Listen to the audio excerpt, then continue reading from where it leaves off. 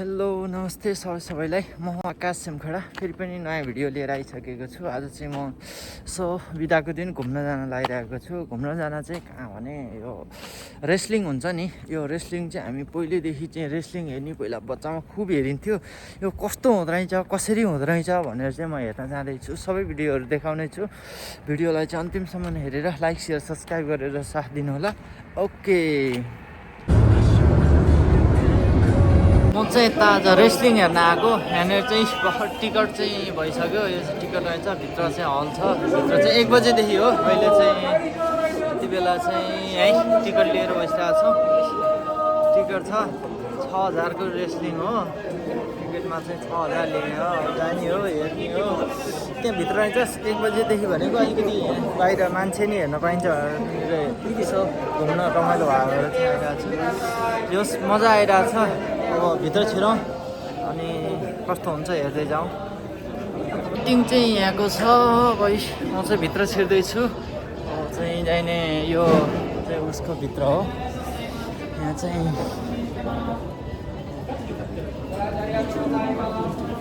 Ticket चाहिँ यहाँ देखाउनु रहेछ। जापानिज भाषामा बोल्दा बुढाहरूले मैले केही बुझ्दैन।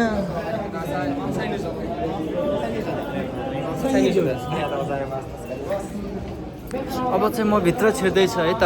यो चाहिँ भित्र हो। यो चाहिँ रेस्लिङ खेल्ने यो रिङ चाहिँ यहाँनिर छ। आमा ल ओ यहाँ मान्छेहरू सबजना झोला भइसकेको छ। तर मजा आउला जस्तो यार। मेरो सिट चाहिँ कहाँ हो? त्यहाँनिर रहेछ। यो चाहिँ रिङ है। ल अब एकछिनमा 1 बजे भनेपछि अब एकैछिनमा चाहिँ यहाँ सुरु हुन्छ। आमा तर मजा आउँदो रहेछ।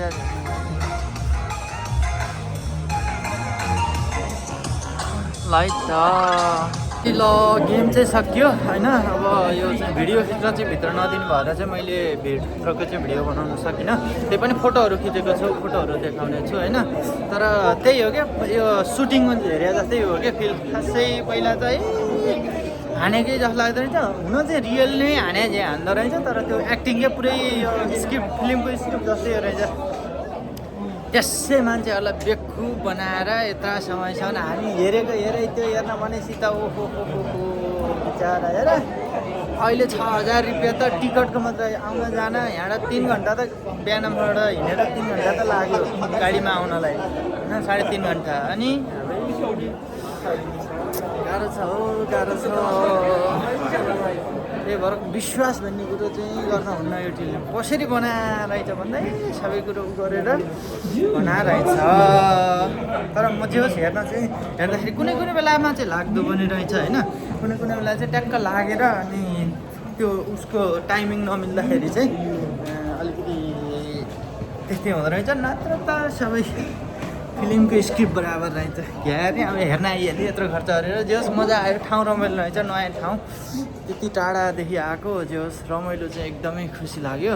तर गेमको पैसा उठेन भन्ने नि म चाहिँ गाह्रो छ। के हार्ने यस्तै हो। जे होस् आउँदाखेरि रमाइलो भयो। खुसी त खुसी छ। छुट्टी दिन अब घरमा बस्यो भने सुतेरै जान्थ्यो। त्यो अब यही मोबाइल छडाएर जान्थ्यो।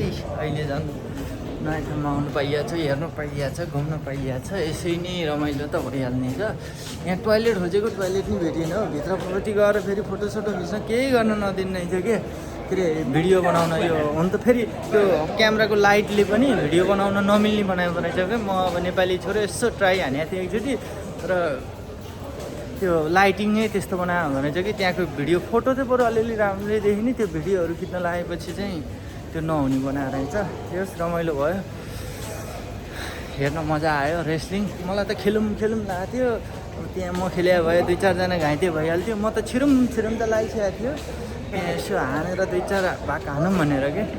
मलाई दुःख लाग्यो भनेको यो पैसा गयो, आज दिन खेर गयो, दिनभरि आइयो, तर रमाइलो नि भयो भनेर होइन क्या। नेपाली वीर गोर्खालीको छोरो भएर यत्रो रेस्लिङको हलमा आइसकेपछि एकचोटि एक मुक्का पनि नहानिकन आउनु पऱ्यो भन्ने मात्रै टेन्सन हो क्या यार। यस्तो फाँडी हान्ने सोच्थ्यो कि अनि अब अर्का ठाउँमा आएपछि हानौँ दिन त मलाई लागेकै हो। तर फेरि अब नेपाली छोरो भएपछि जाने हात त हाल्दैन नि त। फेरि हात हालेपछि हार्न चाहिँ जान्दैन, त्यो कुरो चाहिँ सिधा कुरा प्रष्ट विचार हो होइन। त्यही भएर अब यस्तै हो, अब अर्कोचोटि चाहिँ खेल्ने गरी आउने हो, ज्याम ज्याम हान्ने गरी। त्यो अहिले चोइला भने हेरेर मात्रै चित्त बुझाउनु पऱ्यो, ठिकै छ। जोस् रमाइलो भयो बिदाको दिन, नयाँ नयाँ कुराहरू थाहा पाइयो। एउटा स्क्रिप्ट यत्र मैले सायद 6-7 कक्षा पढ्दादेखि हेरेँ होला, कमसेकम 8-10 वर्षदेखि चाहिँ हेरिरहेको कुराहरू चाहिँ कस्तो रहेछ भन्ने कुरो नि त थाहा पाइयो नि त। तर यार हुन चाहिँ हान्ने नै रहेछ, तर क्या त्यो टाइमिङ ठ्याक्क मिल्या बेलामा चाहिँ ठ्याक्क देखिने, हानेकै जस्तो देखिने हो नि, कोही बेला चाहिँ फेरि भत्तुकै हुने रहेछन्। के हाल्ने अब ठिकै छ। अब अर्का देखाएर रमाइलो हेर्न आइयो। हुन त हामी नेपाली गाउँमा गोरु जुधाउँथ्यौँ, यहाँ मान्छे जुधाउँदैछ। नेपाली गोरु बराबर जापानिज ए होइन क्या भन्दाखेरि यहाँ जापानी यस्तो छ है, हेर बाहिर हिँड्ने ठाउँमा यस्तो छ आफ्नो भने। अहिले तिर्सुल यहाँ गाडी खस्यो भन्छ, यहाँनिर त यार बाहिरको कुनामा पनि रोड चिल्ला छन्। अनि त के हाने, अब त्यही गर्व गर्ने बाटो भनेको नेपाली हो भन्ने मात्र हो। अरू भने आज एक गुस्सा हाने भए मैले पनि गर्व गर्ने बाटो हुन्थ्यो, न त छैन। यही हो आजको छुट्टीको दिन, यसरी बित्यो। फोटोहरू चाहिँ म अपलोड गर्नेछु, सबैले चाहिँ हेरेर लाइक सेयर सब्सक्राइब गरेर साथ दिनु होला। अर्को दिन चाहिँ अरू भिडियो बनाउने प्रयास गर्नेछु। यो चाहिँ जापानमा चाहिँ हेर मान्छेहरू बिजी चाहिँ सबजना बिजी छ हो, मै मात्र हो फुर्सदिलो भएको यार। के हार्ने, त्यही नै हो नि त, आज मात्र हो। अब फेरि काम सुरु भएपछि त आफ्नै पारा हो। एक दिन छुट्टी भयो नि रमाइलो हुन्छ क्या, यता गयो उता गयो, जाने कि हुन सबै कुरा नयाँ लाग्छ। फेरि नयाँमा सब कुरा राम्रो लाग्छ क्या, त्यो नराम्रो कुराहरू पनि। खासै अरू दिन चाहिँ जापान आएर नि जापान आए जस्तो लाग्थेन, गाउँघर चाहिँ छ क्या आफू बसेको ठाउँ। यो ठाउँ चाहिँ अलिकति गाउँ सहर यस्तो घर ठुल्ठुला घर देखेपछि चाहिँ हो क्या म जापानमै छु भन्ने लाग्छ हो। हुन त कुल्ली नै हो जापान आएर नि के हेर्नु, दिउँसोको घाम होस् गर्मी होस् रमाइलो गर्न चाहिँ छोड्ने होइन। 2 दिन जिन्दगीमा कति दिन बाँचिन्छ के थाहा। खोलाएर हेर घर हेर्दा पनि आनन्द आउँछ। सिनखानसेन चाहिँ त्यहाँ गइरह, तर देखेँ नै क्या सिनखानसेन हेर के हार्ने, गाह्रो छ। आफू बसेको ठाउँतिर त गाडी भन्दा नि सानो आउँछ हो ट्रेन पनि, यहाँ त लामा हुने हो। हाम्रा केपी बाका रेल रेस्लिङ नि सक्यो, अब गेम पनि सक्यो, 3 पनि भइसक्यो, त्यति ढिलो भइसक्यो। बिहान 6:30-7 बजे हिँड्ने मान्छे होइन। अब चाहिँ यहाँनिर यसो चक्लेट किनौँ, यसो खानेकुराहरू किनौँ भनेर चाहिँ हामी जाँदैछौँ।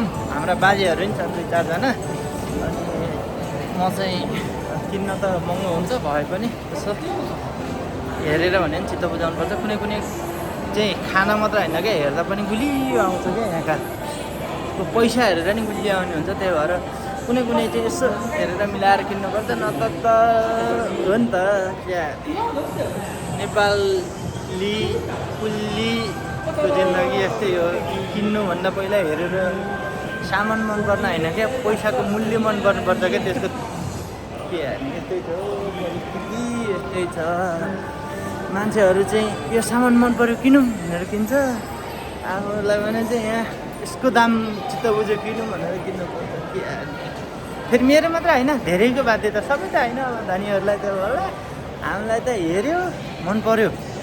पहिला सुरुमा त आउँछ आँखा त पैसामा, त्यसको दाम कतिसम्म जान्छ क्या। के हाल्ने, यस्तै छ। ल अब आजलाई चाहिँ हामी यहाँ चक्लेट किन्न गयौँ, अब मिठो बनाएर जानुपर्छ। सबैजनाले लाइक सेयर सब्सक्राइब गरेर साथ दिनु होला। अरू दिन पनि भिडियो बनाउने छु। Okay by by.